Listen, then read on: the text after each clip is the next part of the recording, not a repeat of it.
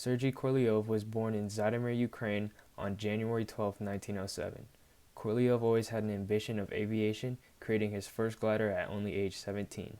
He went to the Kiev Polytechnic Institute and the University of Moscow, and at that time, he started working on rocket propulsion. Korolev's research led him to create the Group for Investigation of Reactive Motion, also known as GERD, in 1931. This group focused on creating liquid rockets, but only 2 years after the founding of the group, the Soviet military took it over, renaming it to RNII. Things only kept getting worse as Joseph Stalin himself persecuting his opponents under the program, the Great Purge. This led to him being arrested on June 7, 1938, sentenced to 10 years of forced labor.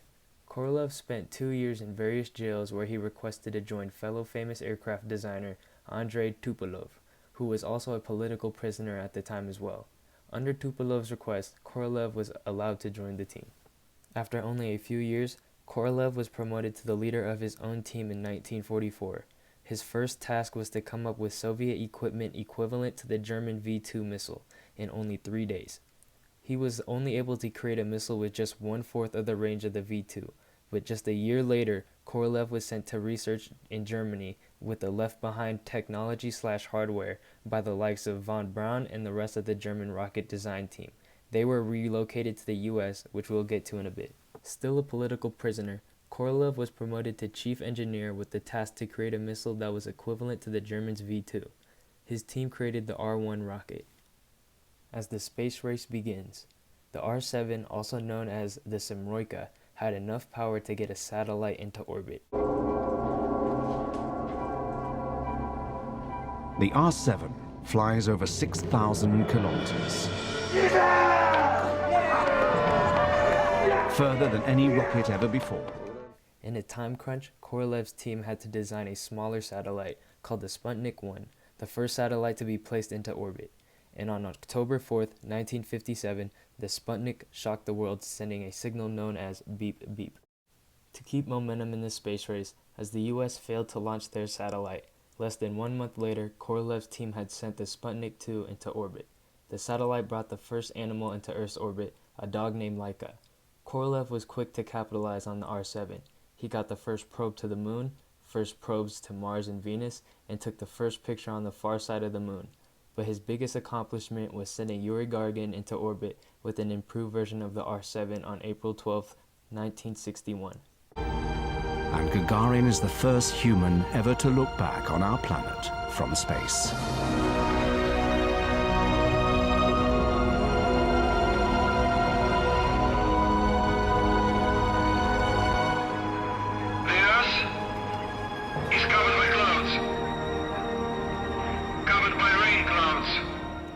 This would unfortunately be his last big success, as he was diagnosed with cancer and died in January of 1966, with the space race just picking up. Like I said earlier, Braun and his team, which included his younger brother, surrendered to US troops, and only months later, Braun and the rest of his crew were testing and assembling captured German V-2 rockets under new rule. These tests were different from when he was still in Germany, as they were no longer restricted to military-only tests. Braun, having knowledge from his time in Germany with the German Society for Space Travel and graduating from the University of Berlin with a PhD in physics, really helped America bounce back into the space race. Braun always found a way to respond to the Soviet launches. He responded to the Sputnik 1 and 2 with the Explorer 1 in 1958. Following the successes, Braun and his team were transferred from the military agency to NASA, where he led the development of large spacecraft such as the Saturn I, IB, and V. Each launch proved successful and would push rocket science forward. Working for NASA, Braun led the development of the first American to be in orbit with the Redstone Mercury rocket. This was it. President John F. Kennedy challenged America to send a man to the moon. Braun accepted the challenge, and on July 20th, 1969, the Apollo 2 mission was fulfilled, and his lifelong dream was no longer a dream. Right level. 30 seconds of fuel. Contact right. Okay, engine stop. We copy you down, Eagle. Griffin, Tranquility Base here. The Eagle has landed. Yes! Roger 20, Tranquility, we copy you on the ground. It's one small step for man,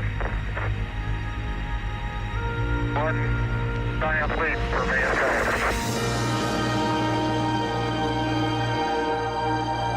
While Armstrong and Aldrin are on the moon, a Soviet probe, sent in a last-ditch effort to steal some glory, overshoots their landing site.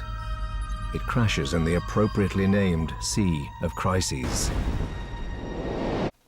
So, which rocket scientist had a greater impact on the space race?